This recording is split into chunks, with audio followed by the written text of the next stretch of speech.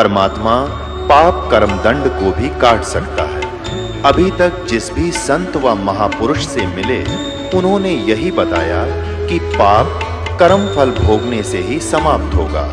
वो प्रभु कौन है जो पाप कर्म को काट देता है, वो काल के बंधन से छुड़वा देता है। उसका क्या नाम है, पूजा की विधि क्या है? कृपया अवश्य सुनिए जगत गुरु तत्वदर्शी संत रामपाल जी महाराज के अमृत वचन। अब ब्राह्मणों को, हिंदुओं को समझा रहे हैं, भाई वेद पढ़े पर भेद न जाने, वेद पढ़े पर भेद न जाने, ये बाँचे प्राण 18, वहां तो नहीं है दारमदारा।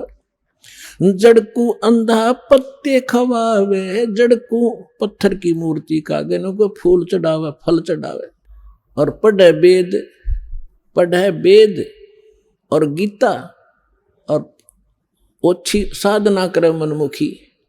वेद पढ़े पर भेद न जाने, ये बाँचे पुराण 18, जड़ को अंधे पत्ते खुआवे, ये भूल गए सिरजनहारा। उजड़ खेड़े बहुत बसाए, बकरा झोटा मारा, जाकू तो तुम मुक्ति कहत हो, वो है कच्चे बारा। मांस मछरिया खाते पांडे, किस विद रहे अचारा, सौ जजमान नरक में चाले, और डूबे स्यों परिवारा। छाती तोड़ हन जम किंकर, लाग्या जम का लारा। दास गरीब कहे बेकाजी, ना कहीं वार न पारा।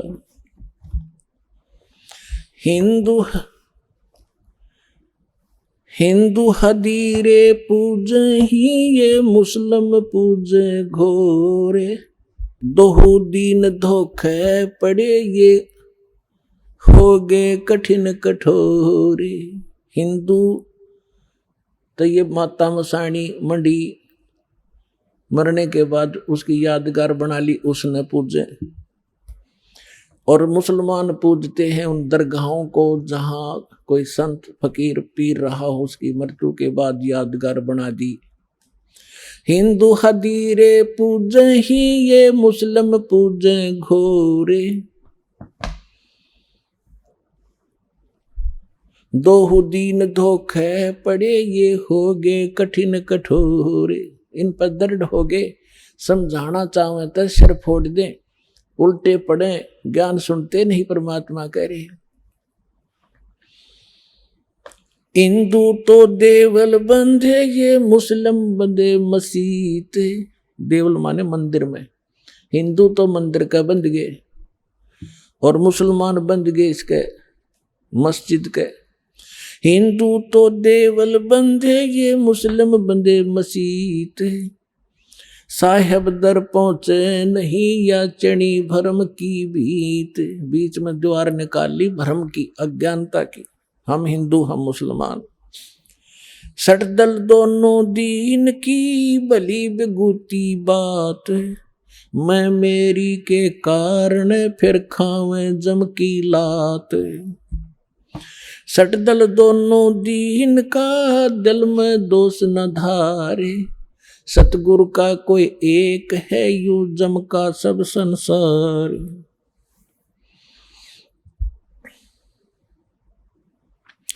अदम उदाहरण संग है, कर प्रतीत पिछाड़े।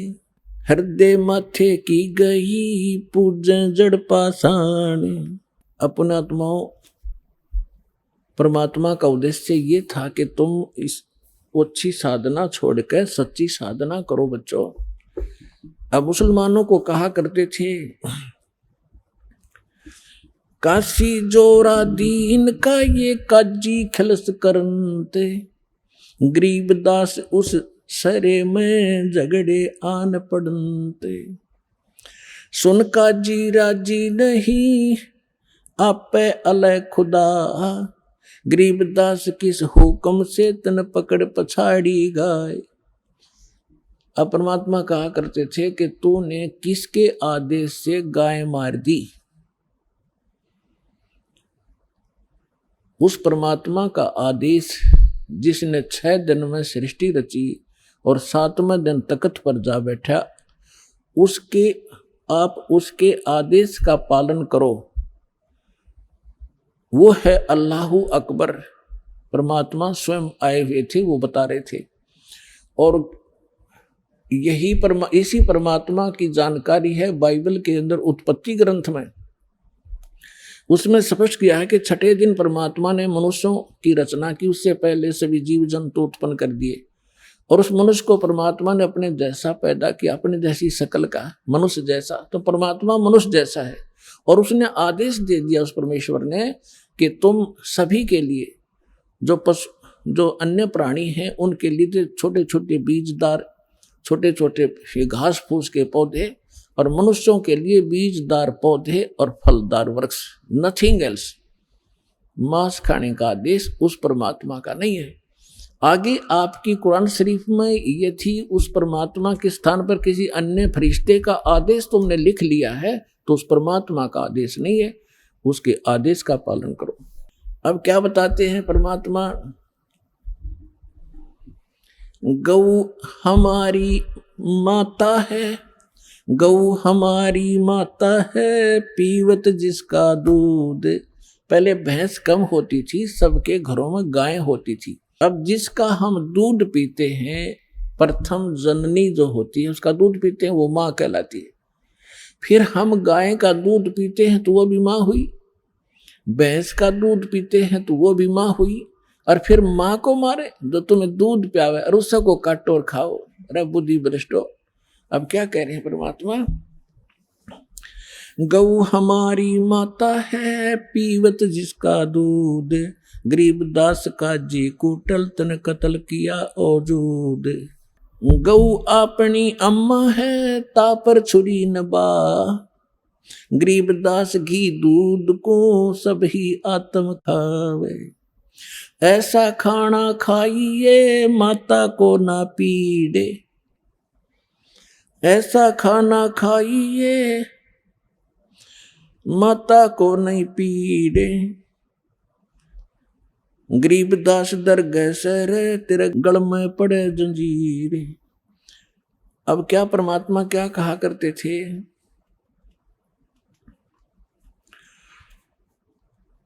कि काजी पटक कुराने को उठ गए सिर पीट। गरीबदास जुल्हे ने इस धानक ने कैसी कही बात कही अदीठ। अदीठ माने हमने कभी सुनी नहीं ये बात, ऐसी ऐसी बकवाद कर रहा है ये। और गुस्से में होकर उठ कर काजी चले गए। उस दिन सिकंदर लोधी दिल्ली के बादशाह बनारस में गए हुए थे, क्योंकि सिकंदर लोधी दिल्ली का जो सम्राट थे उसके अंतर्गत ये सभी भारत के छोटे छोटे राजा उसी के अधीन थे। उस समय दिल्ली का जो शासक था सिकंदर लोधी था, वो मुसलमान था, और काशी का नरेश था वीरदेव सिंह बघेल हिंदू, वो दिल्ली के बादशाह के अधीन थे। तो अपने अन्य स्टेट में संभालने के लिए ये सिकंदर लोधी यदा कदा जाता रहता था। तो जिस दिन वो सिकंदर लोधी वहां पहुंचा हुआ था, ये वार्ता तो उनकी पहले होती रहती थी, उस दिन सिकंदर लोधी वहां पहुंच गया। तो उस दिन मुसलमानों का दाव लग गया कि आज इसकी कंप्लेंट कराएंगे। ये वीरदेव सिंह बघेल तो हमारी बात सुनता नहीं, क्योंकि ये तो इसका शेष हो चुका है, और सिकंदर लोधी के आने से हम उसको सब बताएंगे। तो क्या है? काजी पटक कुराने को उठ गए सिर पीट, गरीबदास जुल्हा कही ये बानी अकल अदीठ। जुल्हे दीन बिगाड़िया काजी आए फेरे, गरीबदास मुल्ला मुर्ग अपनी अपनी बेरे।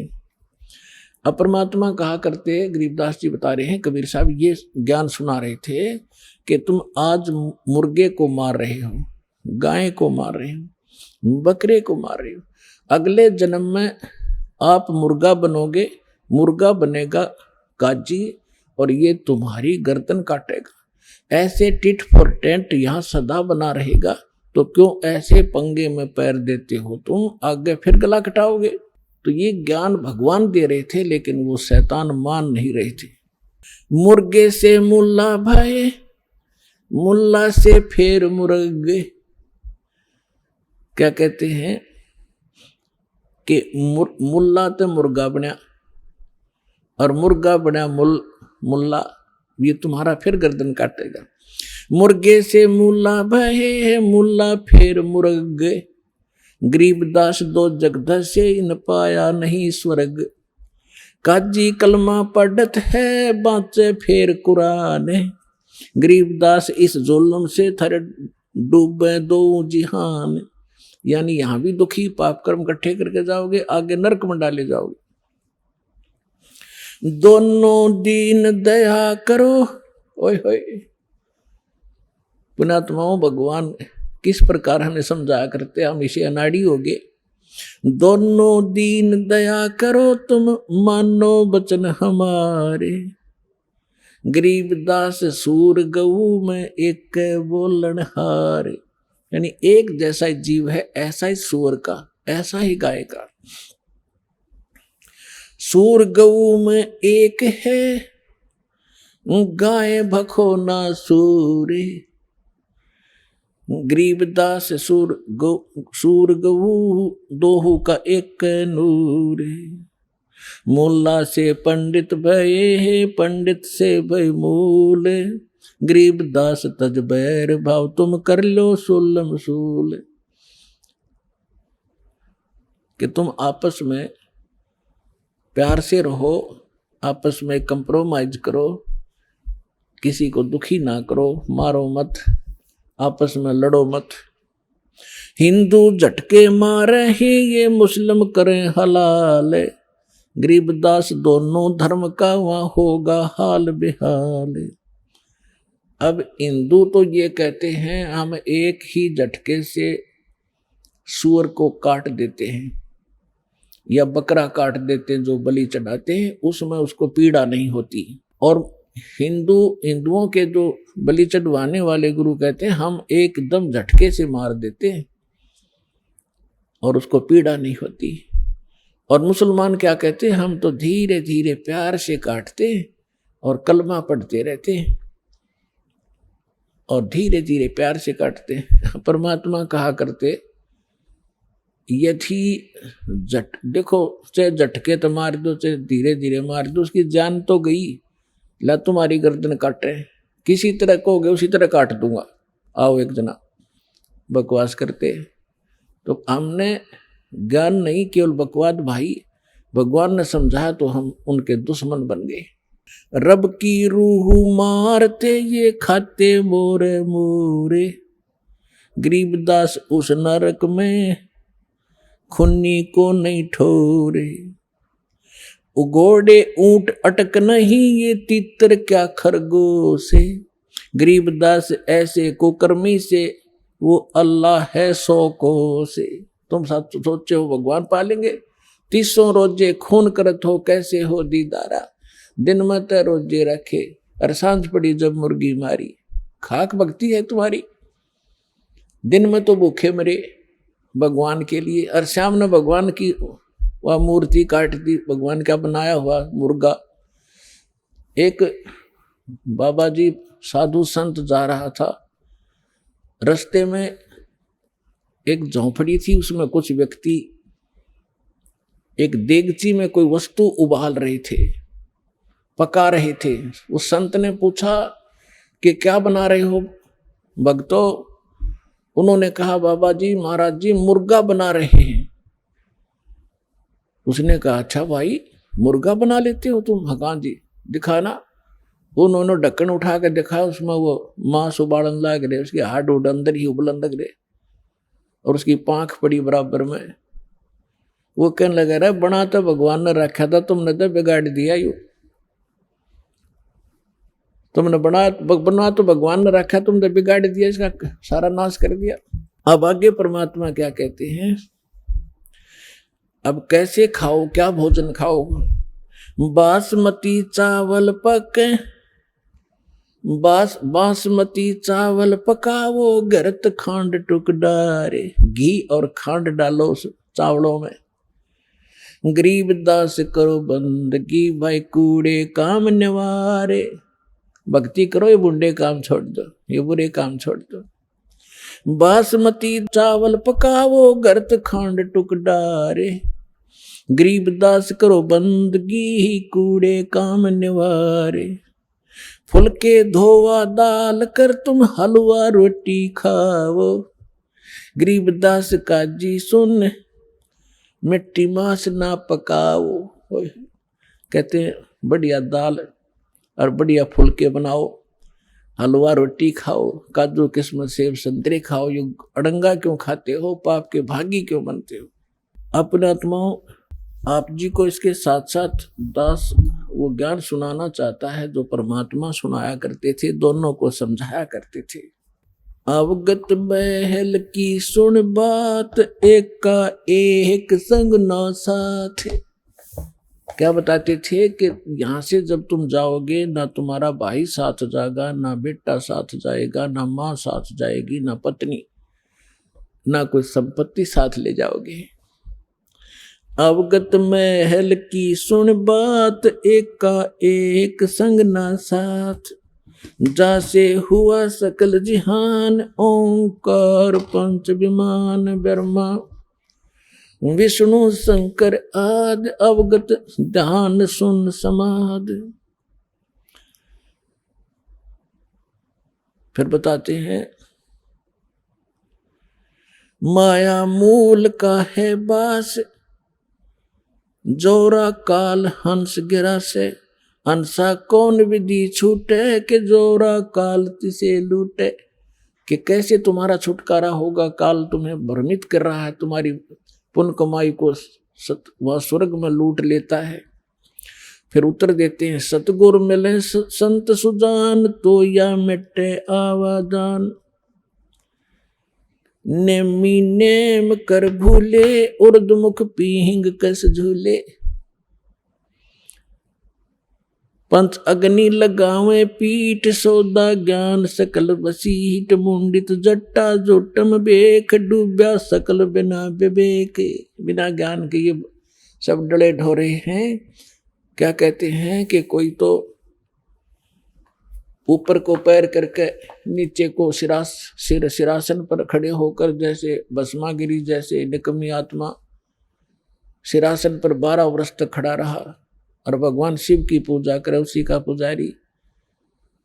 और भगवान शिव से फिर भगवान शिव ने पूछा, भाई क्या मांगता है, मांग। कहा कि वचनबद्ध हो, वचनबद्ध हो गया। और क्या मांगा कि भस्म कड़ा दे दो। किस लिए तपस्या कर रहा था कि शिव जी ने मार दूंगा, पार्वती ने पत्नी बनाऊंगा। ऐसे दुष्ट तो और इसी तगड़ी साधना करते दिखेंगे तो तगड़ा भगत होगा। तो परमात्मा कहते प्रथम तो ये साधना शास्त्र विरुद्ध, और फिर तत्व ज्ञान बिना ये विकार मिटे नहीं। नेमी नेम कर भूले, उर्दमुखी पीहिंग कुछ झूले। कोई तो ऊपर न पैर करके नीचे निसर, या कोई पींग ऐसे झूला सा डाल कर उसमें खड़े होकर तपस्या करते हैं। कोई पंच अग्नि लगावे पीठ, सौदा ज्ञान सकल बसीठ। कोई पांच धोने लगा कर बीच में बैठ जा डोंगी, और कख उसने पता नहीं है। कहीं वेद और गीता में ये साधना जो ये डले डोया करते, राम देखा करते। मुंडित जट्टा जूटम बेख, डूब्या सकल बिना विवेक। एक तो मुंडित कति उस तरह फिरवा के और लाल कपड़े पहन के कति बैठा न, सोचा साधु पड़ा होगा। और एक बड़ी बड़ी जटा रखा के गल में माला मूला पैर के नु दिखा महापुरुष होगा। उसके विषय बता रहे थे, मुंडित जट्टा जुटम बेख, डूब्या सकल बिना विवेक। अलोनिया खाते नहीं लोन, जीजे पीठ तिस गौण।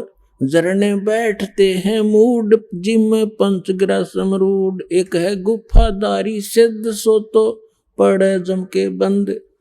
कुटीचर मांगते हैं चून, जन्म न भोया, जन्म न बीजा बोया। बोन अर्पण करें बहुत एचार को, पोथी लिए खरका बार। एक है उदासी जान पाया नहीं सतगुरु ज्ञान, एक है तर्क त्यागी तीर अंदर बहुत माया भीड़, एक है दंडधारी डाग बन के कीजिएंगे बाग। आपने देखे होंगे ये शंकराचार्य जैसे और वीर की परंपरा में एक वो रखते हैं, एक लाठी सी, उसने दंड बोलते हैं, डंडा, और उसने इतना आदर से रखते हैं उस लठ ने, उसके ऊपर कपड़ा डालेंगे बहुत बढ़िया, और उसने कंधे पर रखेंगे, धरती में नहीं धरे, बेइज्जती हो जाएगी। उस लठ ने दंड बोले, दंड, उसको दंडी स्वामी कहते हैं। और जैसे कहीं स्नान करते हैं या खाना खाते हैं, या तो ऊपर रखेंगे किसी खुट्टी खाटी में बड़ी जचाक है, या एक लिए खड़ा रहेगा दूसरा नहा लेगा उन लठा ने दोनों ने। तो परमात्मा कहती है भक्ति का मार्ग इनका। एक है दंडधारी डाग कीजे बन के कीजिएंगे बाग। आज ये साधना ठीक ना करके ये मनमुखी जो साधनाएं कर रहे हैं, अगले जन्म में ये जंगल में अन्य प्राणियों की योनियों में जाएंगे। एक तो नगन है नागा जिसे नहीं सूझता आगा, ये नागा फिरते हैं, कहते एक नगन है नागा जिसे नहीं सूझता आगा, यानी उसको भविष्य का ज्ञान नहीं। आज यो नीवस्त्र घूम रहा है और इसी में मानते हैं कि मैं त्यागी और वैरागी हूं। अगर नंगा रहने तो भगवान मिला, ये पशु पक्षी सारे ना नंगे फिरे, फिर ये तो आपसे पहले प्राप्त कर लेते और जंगल में ही रहते। परमात्मा ने अकल दी है, अपने जितना गर्मी सर्दी से बचने के लिए वस्त्र पहनो, और किसी भी अपने क्षेत्रानुसार अपने किसी प्रकार के कपड़े पहनो, लेकिन वो सुविधाजनक हो। अब जैसे आजकल देखा, ये जीन की पैंट पहने लड़की भी लड़के भी, और उसने पैर के आड़ा सत्संग में आ जाए, वो बैठ नहीं सकते, उनको अलाउड नहीं यहाँ पर पैर के आना। अब ऐसा भी नहीं पहनना चाहिए जो बेमतलब की बकवाद हो। अब बैठा नहीं जा, बैठे बिना सत्संग सुना नहीं जा, थोड़ी सी देर में ये पैरों की नसें बंद हो जाए उनके पैर के बैठने से। तो ऐसे वस्त्र पहनो जो सुविधाजनक हो और अभद्र से ना लगे। कैसे ही पहन लो, लाल पीले कैसे ही पहन लो। अब जैसे दाढ़ी रखो या ना रखो, जटा रखो या ना रखो, वो आपकी मौज है, लेकिन साधु रूप में ये दाढ़ी और मूछ रखना और जटा रखना अलाउड नहीं है, क्योंकि आपसे भ्रमित होंगे। अन्य प्राणी न सोचेंगे यू महात्मा है, या बिजली ऐसे ही गिरी हुई है अभी तक। हम इन नकलियों को एक विशेष साडंबर देख कर उसी को प्रणाम, उसी को दान, उसी से दीक्षा ले बैठते हैं और दोनों का भट्ठा बढ़ा देते हैं। अब परमात्मा गरीबदास साहिब जी को मिले थे। अब परमात्मा कहा करते कि हिंदू तो कहते हैं मुसलमान काफिर, ये मांस खाते हैं, और हिंदू मुसलमान कहते हैं हिंदू काफिर, ये आन उपासना करते हैं, ये मांस मिट्टी नहीं खाते। अब यहाँ थोड़ा सा पहले एक हिंट देता हूँ, एक कथा सुनाता हूँ कि एक समय एक सिकंदर लोधी जब काशी पहुंच गया बनारस में, उधर से काजियों का दाव लग गया मुल्लाओं का कि आज इसकी शामत अड़ा देंगे। और सिकंदर लोधी के पास जाकर के क्या क्या कह दिया कि महाराज हमारा तो जीना हराम कर दिया, हमने तो काशी छोड़नी पड़ेगी। एक धानक है, एक शूद्र है, हिंदू है, काफिर है, और वो हमारी मुसलमान धर्म की बेइज्जती करता। हजारों की संख्या में मुसलमान इकट्ठे होकर चले गए, और वो इतना काफिर है कि मांस मिट्टी भी नहीं खाता, और मांस मिट्टी खाने वालों को काफिर कहता है। तो सिकंदर लोधी ने कहा कि लाओ पकड़ के, कौन है वो ऐसा नालायक आदमी। अब परमात्मा को पकड़ लेंगे 10 जने, 10 सिपाही उत्तरा गजब, और जाके खड़ा कर दिया कि ये है जी। अब सिकंदर लोधी कहने लगा कि अच्छा ये मांस भी नहीं खाता, और जी ये कहता है हम ही अलखल्ला हैं, कुतुब गोस और पीर, गरीबदास खालिक दनी हमारा नाम कबीर। ये अपने आप को खुदा कहता है। तो सिकंदर ने कहा कि खुदा की तो बात छोड़, तू पीर भी होगा तो इस गाय को जिंदा कर दे। हमारे पीर ने, हमारे हजरत मोहम्मद ने एक गाय को मार कर जीवित कर दिया था, तो इस गाय को काटेंगे तो इसको जीवित करना, नहीं तो तेरी गर्दन काट दूंगा। अब सिकंदर लोधी थोड़ा सा बुद्धिमान था कि भी हो सकता, जब इतना कॉन्फिडेंस से ये कह रहा है, कदे संत हो और तू नाजायज दुखी कर दे, तेरे को श्राप दे दे। तो पहले उसने परीक्षार्थ से गाय काट दी बड़ी सभा में, और गाय गर्भवती थी। अब मां बेटे के 4 टुकड़े हो गए। तो यहां परमात्मा ने कहा था गाय अपनी अम्मा है, इस पर छुरी ना बा, गरीबदास की दूध ने सभी आत्म खा। अरे निकम्यो, यह गाय ना मुसलमान को मना करती दूध से, ना हिंदू को। और मुसलमानों तुम इसे एक दिन काट के इसको फारे कर देते हो, इसका दूध पियो, 10 साल तक दूध पियाओ, तुम्हारे को घी खिलावे। परमात्मा कह हित की बात हम मानना करते, अहित की। कहते कहें भली मानना बुरी, यह परीक्षा नीच आत्मा की यह परीक्षा होती है, उसके भले की को उल्टा पड़ेगा। तो परमात्मा से कहा सिकंदर लोधी ने कि उठ कबीर, अब करके दिखा इस गाय को जीवित। अब परमात्मा खड़े हुए और उठ के एक थपकी मारी गाय के, एक मारी बच्चे के एक टुकड़े के। अब दोनों गाय भी जीवित जुड़ गई और बच्चा भी जुड़ गया, दोनों खड़े हो गए एकदम फटाक से। और परमात्मा ने ला के बच्चा और दूध का बाल्टी ठोक दी और दर दिया, ठीक है। अग्नि को मैं दूध पी लो, इसने क्यों खाओ इस मास ने। बोलो सतगुरुदेव।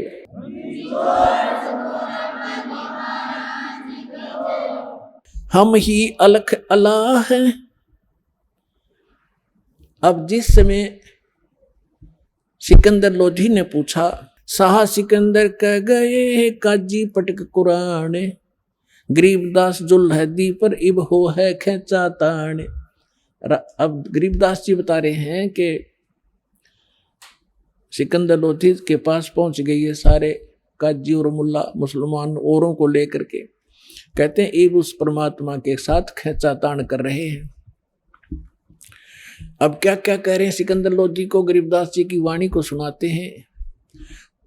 तोरा सरा उठा दिया काजी बोले यूं, गरीबदास पगड़ी पटक अलख अला मैं हूं। अब काजी मुल्लाओं ने अपनी पगड़ी उतार कर नीचे फेंक दी, मारी तो इज्जत का नाश कर दिया। यूं नो कह मैं अल्लाह हूं। और मुसलमान धर्म में साकार में अल्लाह को नहीं मानते, जो ऐसा कहता वो काफिर है और दंडित किया जा सकता है, मृत्यु का भी अधिकारी है, मौत का। कि वो तो नो कहा मैं अल्लाह हूं। 10 ऐधी तलबा हुई वो पकड़ जुलदी लावे, 10 सिपाही गए भगवान को पकड़ने के लिए। गरीबदास उस कोटन को मारत नहीं संकावे, ऐधी लाए बांध कर सा सिकंदर पासे। गरीबदास का जी मुल्ला फिर पगड़ी बह आकाश। खुश हो रहे उस दिन, अगले आज इसका काम बन जाएगा सारा ही। अब इसको सरेआम कत्ल करवा देगा सिकंदर लोधी। फिर पगड़ी सर पर धर के नो खूब खुश हो रहे। काजी 5000 हैं ये मुल्ला पिटे सी से। गरीबदास ये जुल्हदी का फिर बिस्वे बी से। हमारी मिहर दया इसके नहीं, देखो सारी उल्टी रीत। अब क्या कह रहे हैं वो काजी मुल्ला कि हे भगवान इसका दया नहीं, अरे मांस इतना निर्दयी है, मांस मिट्टी भी ना खाता। देख इनके काम बुद्धि भ्रष्टों के, जो माटी मांस नहीं खाता वो तो निर्दयी, और जो मुर्गी खावे, बकरे खावे, गाय खावे, और वो देवता। मेहर दया इसके नहीं ये मिट्टी मांस न खाए। गरीबदास मांस पकावो और मोमन ले वो बुलाए। इन्होंने क्या स्कीम बनाई थी कि आज इसको मांस खुआवाएंगे और गाय का खिलाएंगे, और नहीं तो इसकी गर्दन काट देंगे। ये तैयारी कर रहे थे, तेरा गजब हो। मोमन भी पकड़े गए संग कबीरा माए। कबीर साहब के मुंह बोले माता पिता नीरू नीमा को भी पकड़ लाए। गरीबदास उस सहरे में फिर पकड़ पछाड़ी गाए। शाह सिकंदर बोलता कहो कबीर तू कौन है। सिकंदर लोधी कहता है बोल अब तू कौन है। गरीबदास गुजरे नहीं अब कैसे बैठा मौन। तू अपने आप को भगवान कहता अल्लाह कहता बोल अब क्यों ना बोलता। जीवित कर इस गाय को। परमात्मा खड़े हुए। हम ही अलख अल्लाह हैं कुतुब गोस और पीरे। गरीबदास खालक धनी हमरा नाम कबीरे। हम ही अलख अल्लाह हैं वो बेचून जिसको तुम बेचून बेचून करते हो अल्लाह अकबर कहते हो वो अल्लाह अकबर मैं हूं। हम ही अलख अल्लाह हैं कुतुब गोस और पीरे। गरीबदास खालक धनी यानी सारी सृष्टि का मालिक हूं मैं। हमरा नाम कबीर। मैं कबीर सरबंग हूं। सरबंग माने वासुदेव हूं सबके ऊपर मेरी सत्ता है। मैं कबीर सरबंग हूं ये सकल हमारी जात। गरीबदास पिंड प्राण में जुगन जुगन संग साथ। गौ पकड़ बिस्मल करी दरग खंड अजूद। वह गाय गर्भवती गाय को काट के टुकड़े न्यारे न्यारे कर दिए चार। गरीबदास उस गऊ का फिर पीवे जुल्हा दूध। जीवित किया दोनों माँ बेटों को और ला के नीचे बच्चा और दूध की बाल्टी भर दी। चुटकी तारी थाप दी गऊ जवाई बेगे। तुरंत जीवित कर दी दोनों को। गरीबदास दूध जन लगी दूध भरी ता देगे। शाह सिकंदर देख कर यो पर्चा प्रथम भया। शाह सिकंदर पास गरीबदास काजी मुल्ला वहां हो गए बहुत उदास। ले तेन पकड़ के गाज मार डालेगा हमारा रोड़ा निकल जाएगा।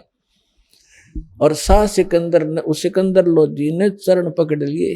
परमात्मा ऐसे खड़े हैं और उनको इतना एक तेजों में स्वरूप दिखा जो आसमान तक अड़ा हुआ था शीश आकाश में मालिक का। सिकंदर लोधी देख के अल्लाह का स्वरूप सामने खड़ा चरणों में गिर गया। दंडवत प्रणाम करी मुकुट समेत दिल्ली के बादशाह ने। शाह सिकंदर देखे करे बहुत बड़े मुस्कीन। गरीबदास गत शेर की वहां थर के दोनों दीन। खड़े रहे जो खम्ब गति शाह सिकंदर लोटे। परमात्मा खड़े हैं दृढ़ होकर और सिकंदर लोधी दंडवत प्रणाम कर रहा है। अब फिर परमात्मा कहते हैं अगरम मगरम छाड़ दो तुम मान हमारी सीख। गरीबदास कैसा से बंक डगर है लीक। काजी मुल्ला उठ गए शाह कदम जदली ने। गरीबदास उस जुल्हैदिक का ना कोई सरवर कीन। अब क्या बताते हैं कि जब सिकंदर लोधी ने परमात्मा के चरण ले लिए तो वो सारे चले गए। जादूगर है इसने राजा को भी अपने कंट्रोल में कर लिया। तो पुण्यात्माओं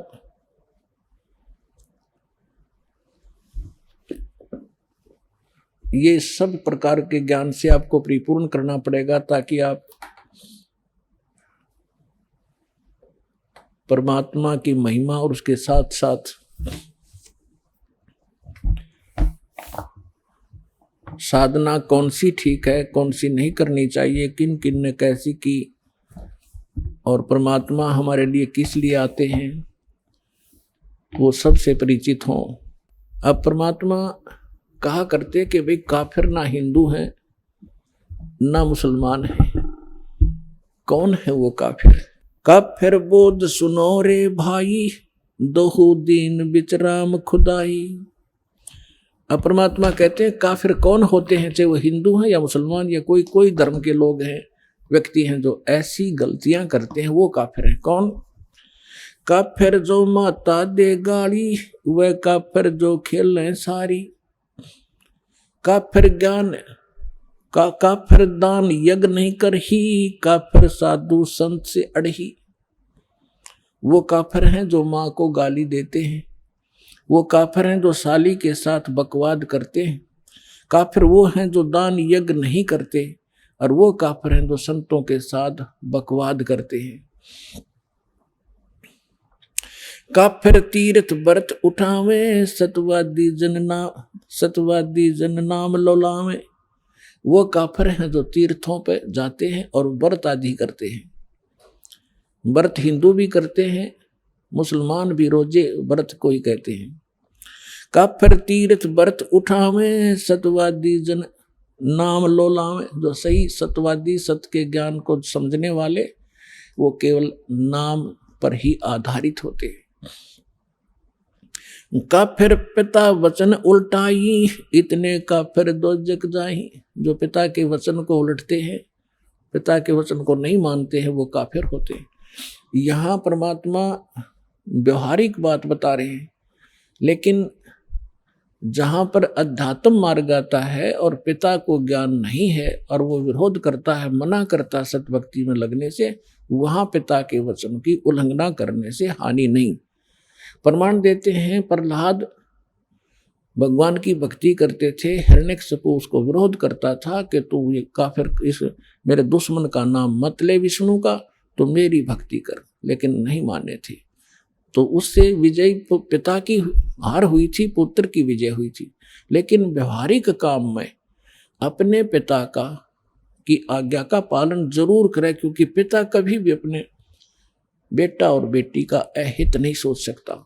ये दूसरी बात है, पिता को वो ज्ञान ना हो उसके मार्ग का, उसके व्यवसाय का, उसके वचन को सुने और फिर उसको समाधान बताओ, पिताजी ऐसा करेंगे तो ये हानि होगी और ऐसा करेंगे तो ऐसा ठीक रहेगा, तो फिर पिता अवश्य से मानेगा। और उसको वो कहे, उसको एकदम एक टूक जवाब नकारात्मक नहीं देना चाहिए, उसकी आत्मा दुखेगी। फिर उसको प्यार से समझावा, जी ऐसे करेंगे तो ऐसा होगा, फिर वो अवश्य आपके हित में ही यश करेगा।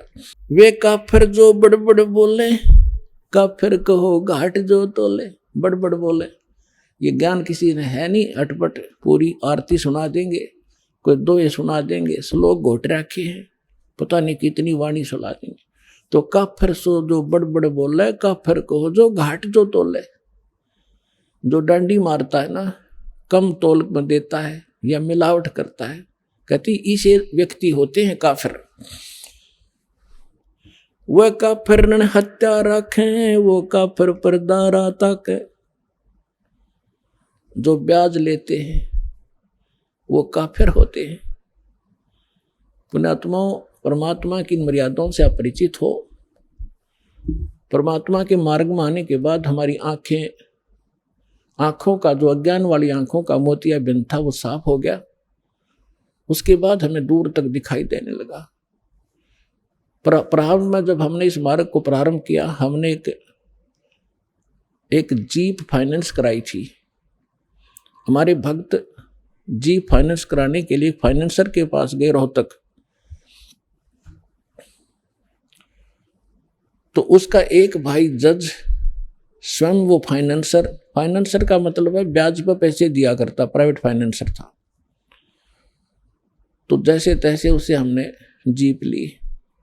फिर हमारे भक्त जहाँ भी जाते हैं वो समझाने की चेष्टा करते हैं। कई बार उसके पिताजी बैठे मिल जाते थे उसके वहाँ पर, जब किस्त भरने जाते थे।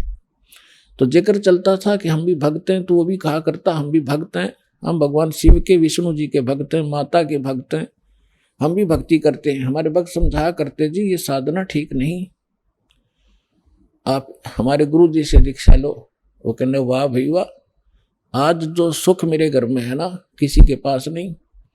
एक बेटा जज लगा है, बेटे की पत्नी जज आई है, लगी है, और एक पुत्र ये फाइनेंस का काम करता। आज मेरे जैसा सुखी नहीं। और पुण्यात्माओं, दास बार बार परमात्मा के विधान से परिचित कराता है आपको कि जब तक पूर्व जन्म की बैटरी चार्ज रहेगी, चाहे चार्जर ठीक भी ना लग रहा हो, चाहे वैसे किसी बिना बिजली के स्विच में ला रखा हो और ने सोचा चार्ज हो रहा है। जब तक वो बैटरी चलेगी तो सब सुविधाएं उपलब्ध होंगी, पंखा भी चल रहा होगा, बल्ब भी जग रहा होगा। और जब वो बैटरी खत्म हो जाएगी, वह डिस्चार्ज होएगी, एकदम सारी सुविधा समाप्त हो जाएगी। अब कुछ दिनों के बाद पता चला, पेपर में आया कि उसी परिवार ने जो ब्याज लिया करते थे, और ब्याज भी 10-11%, थोड़ा को नहीं। अब ब्याज लिया कर क्या हुआ कि पेपर में क्या आई, समाचार मिला कि एक जज, एक फाइनेंसर और जवाहरलाल नेहरू कैनाल में डूब कर मर गए। भक्तों को पता चला, वो भी शोक व्यक्त करने गए, क्योंकि हमारी किस्त कास्ट पूरी होली थी, फिर वो जान पहचान सीध की हो रही थी। तब पता चला कि उसमें उन्होंने कोई धार्मिक अनुष्ठान कराया था, कोई गुरु बुला के, और उस गुरु ने जो भी जंतर मंत्र किया, कोई कथा पाठ की, उसके बाद उसका बचा हुआ हवन के बाद वो बची हुई सामग्री, राख, फूल फाल चढ़ाए थे, वो पत्ते, पूजा के फूल उठा के वो दोनों भाई फाइनेंसर और जज वो डालने गए थे नहर में, पानी में जल प्रवाह करने। साथ में उनका ड्राइवर था। गाड़ी पटरी पर खड़ी करके और एक दूसरे का उन्होंने पहले ऐसे फेंक दिया, वो पटड़ी टेढ़ी काफी है ऐसी, वो पानी तक ना गिरा, वो सारी सामग्री पटड़ी पर गिर गई। उन्होंने सोचा इसको तो नहीं बनी बात, एक दूसरे का हाथ पकड़ लिया, थे वह भारा भारा मोटे मोटे है, एक दूसरे का हाथ पकड़कर एक नीचे को जाकर उसको यूं करने लगा, उसके पैर फिसल गया। अब हाथ पकड़ रहा था, करड़ा गिर, दूसरा भी गया, पानी था फुल, दोनों डूब कर मर गए। तीसरे दिन लाश पाई थी सालावास पंप हाउस पर जाके। अब उस घर में जो कैर टूट रहा था, शायद किसी के पास ऊपर नहीं होगा उस दिन। तो पुण्यात्माओं, यू काल रोल मार रहा अपनी, अब सतर्क हो जाओ, आपके पास समाधान है और सच्चा ज्ञान है, पूर्ण भगवान है। अब इसकी संरक्षण में आओ। समर्थ का शरणाग हो, रंग होरी हो, भाई कदे न हो ए काज राम रंग होरी हो। तो अब वो परिवार नास्तिक हो जाएगा। काल यही चाहता कि नास्तिक हो जाए, ये साधना ठीक करें, नहीं न भगवान से मिलने वाली रात मिले नहीं, और ये भगवान की चाह छोड़ दे, और परमात्मा की ये लगन रही है कि इनमें आस्था बनी रहे। इस बिचली पीढ़ी तक लाए आपको, और काल ने कैसा जुल्म कर दिया, सारा चीन नास्तिक कर दिया, सारा रूस नास्तिक कर दिया। और थोड़े से दिन में ये राधा स्वामी धनधर सतगुरु वाले जो पंथ, ये निरंकारी या साराम जैसे और ये सुधांशु जैसे जो नकली संत आचार्य शंकराचार्य, इनसे साधना लाभ तो कुछ होना नहीं। पहले जब ये चले थे तो हमारे पूर्वज वैसे पुण्यकर्मी प्राणी थे, उन पर आपदाएं वैसे ही कमाया करती थी, उनके पिछले संस्कार ठीक थे। और अब 30-30 साल राधा स्वामी के अंदर साधना करके ब्रान माटी करवा के लड़का मर गया, लड़की विधवा होगी, स्वयं को डायबिटीज हो रही है, फलाना हो गया, और अब आवे रोते हुए। और पहले न्यों कहते बड़ा अच्छा काम चला करता शुरू में, वो तुम्हारे पूर्वजों के पुण्य चल रहे थे। अब वो बैटरी डिस्चार्ज होगी, चार्जर ठीक था नहीं, क्योंकि साधना गलत। 500 नाम काल की और कोई साधना नहीं, खील भी ना बांटे, धर्म का नाम नहीं वहां पे। और अब ये थोड़े से जय मालिक दया ना करते अपने पे, और 50 वर्ष के बाद हिंदुस्तान में राम नाम कनिया नहीं रहो, यह गारंटी देता हूं। अब दया करी परमात्मा ने।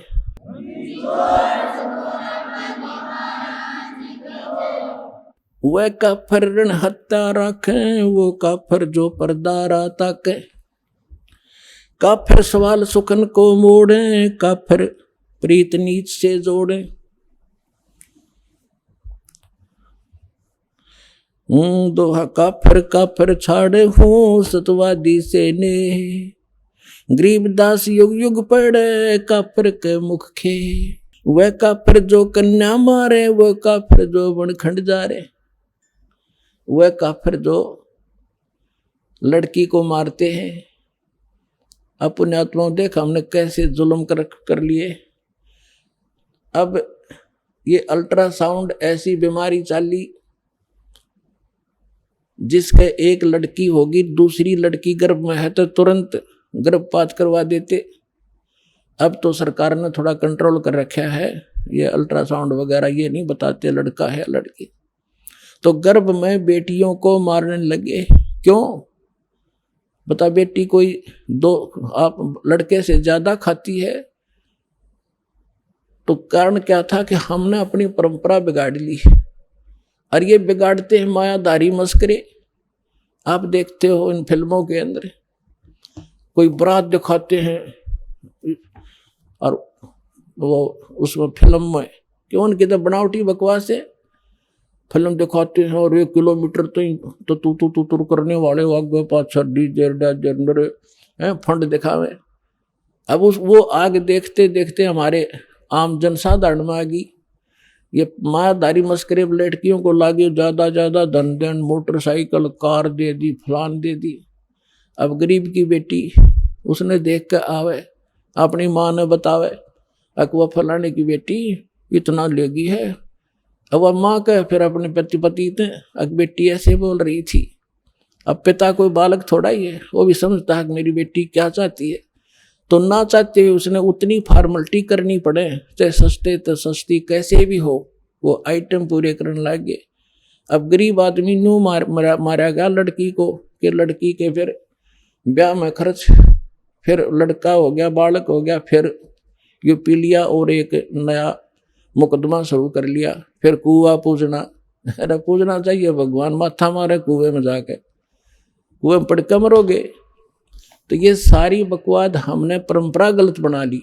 अब इन परंपराओं को हटाएंगे। भगत का पहला कर्तव्य बने है, इन बकवादों को छोड़ना पड़ेगा। परमात्मा के मार्ग में हम हल्के होकर चल सकते हैं। सफर में कोई गठड़ी बांध के और ज्यादा वजन उठा कर चलना चाहे कभी नहीं चल सकेगा। तो इसलिए तो ये कहते हैं वो काफिर जो कन्या मारे, और वो काफिर जो बनखंड जा रहे, वह काफिर जो कन्या मारे, वो काफिर जो बनखंड जा रहे, वह काफिर जो नार हिताही, वो काफिर जो तोड़े बाही। वो काफिर है, नीच है वो व्यक्ति जो औरत को मारते हैं। वह काफिर जो अंतर काती, वह काफिर जो मंदिर जाती। वह काफिर जो देवल जाती, देवल माने मंदिर में पत्थर पर माथा फोड़न जावे, भक्ति करी नहीं जाती। जो सच्चा साधना उसका पता नहीं, इन जिसने मूर्ख ने भगा दिया उसी तरह तुम लग रहे हो। तो वो काफिर हैं जो देवल जाते, मंदिर जाते हैं, या और कोई आन उपासना ये घोर गोमज को पूछते हैं। वह काफिर जो डाक बजावे हैं, वो काफिर जो शीश हलावे। कहते हैं जब सत्संग चले, आपने देखा होगा इसमें माता के जागरण में वो गाने वाला भी नाचे और सुनने वाले भी नो करे। तो कहते हैं जहां पर सिर हिलाया जाता है वो काफिर होते हैं, वो सभा अच्छी नहीं होती। वह काफिर जो शीश हलावे, जो वो काफिर जो डाक बजावे, वह काफिर जो करें कंदूरी, वो काफिर जिन नहीं सबूरी। वह काफिर जो बकरे खाई, वो काफिर नहीं साधु जमाही। यानी जैसे अब सभी भक्त आते हैं यहाँ पर, जो दान नहीं करते भक्तों के आहार के लिए, सुविधा के लिए, वो काफिर हैं। जैसे गीता अध्याय नंबर 3 के श्लोक नंबर 10 से लेकर 15 में कहा है कि जो व्यक्ति परमात्मा ने उनको जैसा भी संस्कार वश उसके संस्कार में धन दिया है, उसके आधार से जो धर्म नहीं करता तो वो व्यक्ति पाप ही खाता है, परमात्मा का चोर है।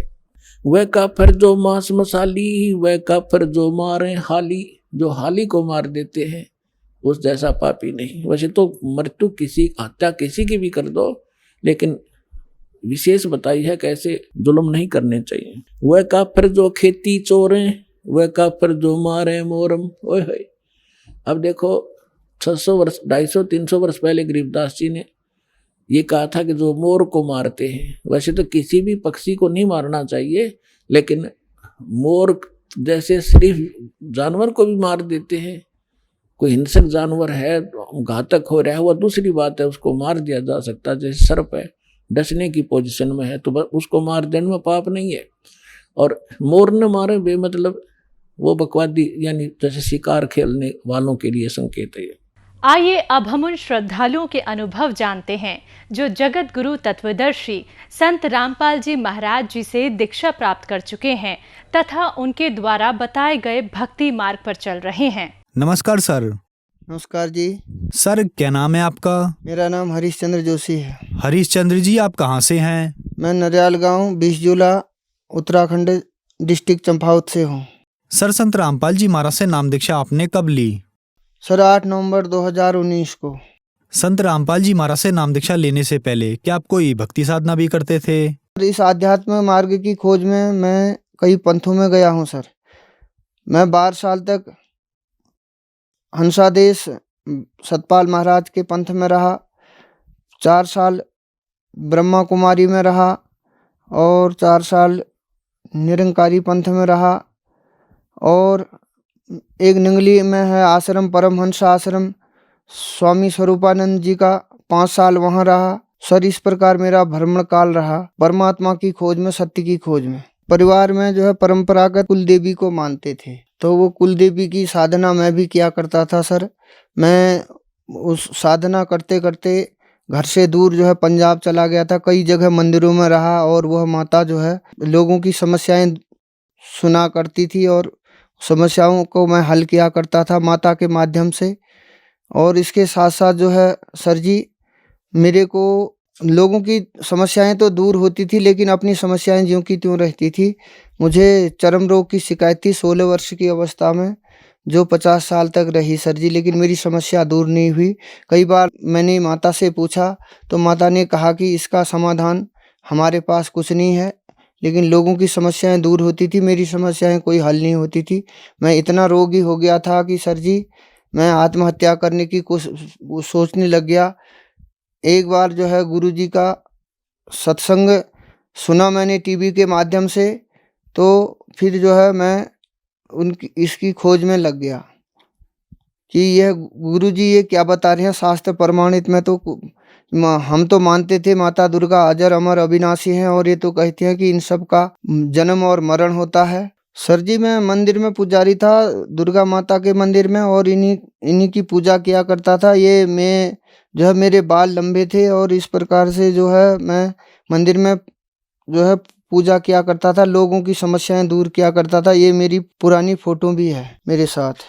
सर फिर क्या कारण बना कि आप संत रामपाल जी महाराज की शरण में आए? मैं टीवी देख रहा था, एक बार जो है संत रामपाल जी महाराज जो है सत्संग में सुना रहे थे कि इस सार नाम की बहुत चर्चा किया करते थे। मैंने अनेक पंथों में, जैसा कि पूर्व में मैंने बताया कि मैंने अनेक पंथों में मैं गया, तो उनसे सार नाम जो लिया था मैंने हंसादेश वालों से, परमहंस आश्रम से, अन्य जगहों से लिया था। तो मैंने सोचा कि वही पूर्ण मार्ग है, पूर्ण मोक्ष का मार्ग है, लेकिन उसे मुझसे संतुष्टि नहीं हो रही थी। संत रामपाल जी महाराज अपने सत्संग में बता रहे थे कि धर्मदास मेरी लाग दुहाई, सार शब्द की बाहर न जाई, सात सार शब्द जो बाहर पढ़ी, बिजली पीढ़ी हंस न तरी। ये सार नाम 2 अक्षर का ये सार नाम शब्द क्या है, ये मेरी समझ में नहीं आया। मैंने कहा इसका मतलब कुछ यहाँ नया है, इसको खोजा जाए। संत रामपाल जी महाराज बता रहे थे बिना सार नाम के कोई पार नहीं उतर सकता है, तो मैंने सोचा कि यह कुछ नया है, तो इसे जाना जाए। इस प्रकार मुझे भगत जी एक बार जो है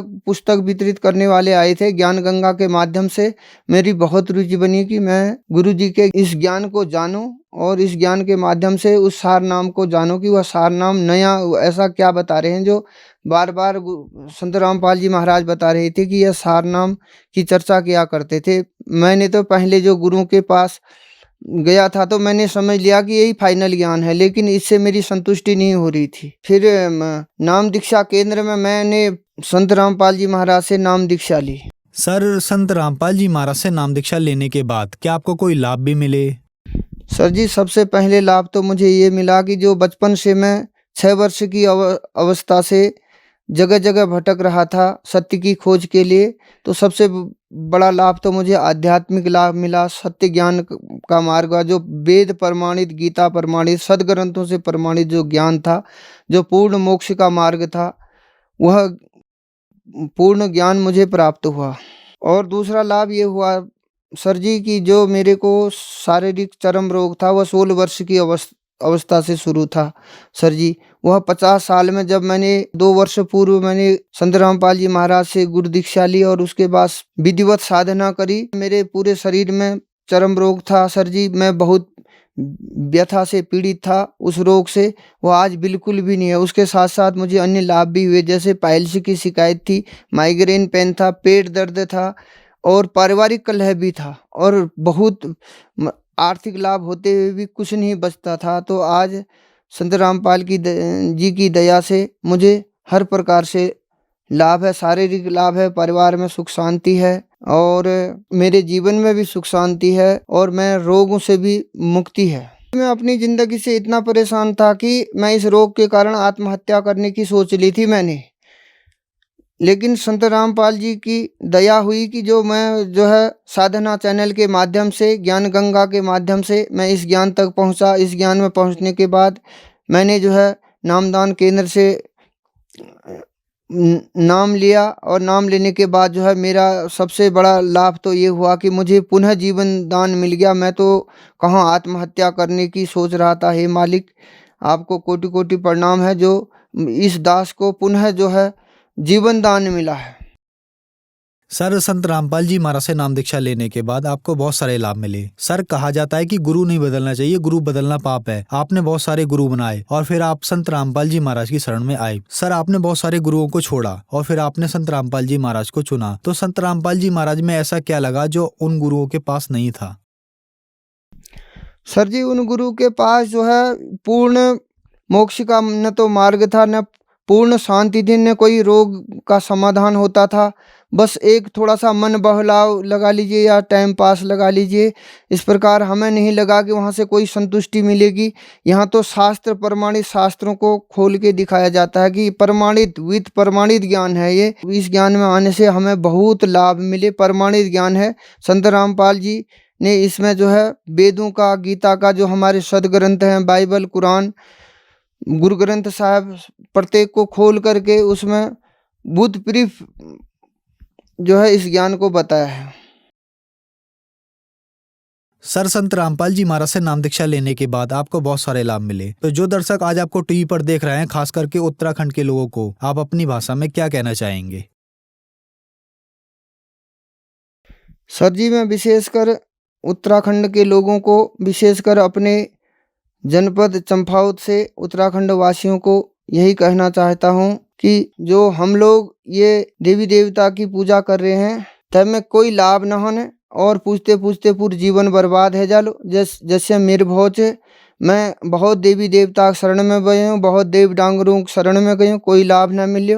आज यहाँ पूर्ण परमात्मा धरती पर आ रहे हैं और सब लोग ये ज्ञान में जुड़ और ये ज्ञान बटे लाभ उठा और मोक्ष तरफ का जाकर सब लोग।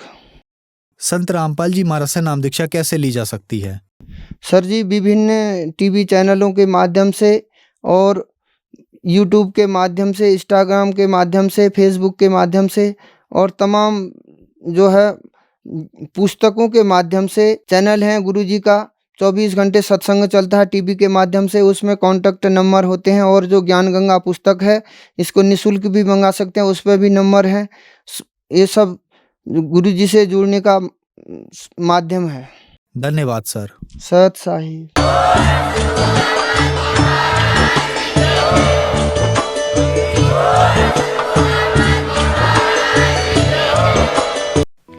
आप सुन रहे थे जगत गुरु तत्वदर्शी संत रामपाल जी महाराज के मंगल प्रवचन। अधिक जानकारी के लिए संपर्क करें।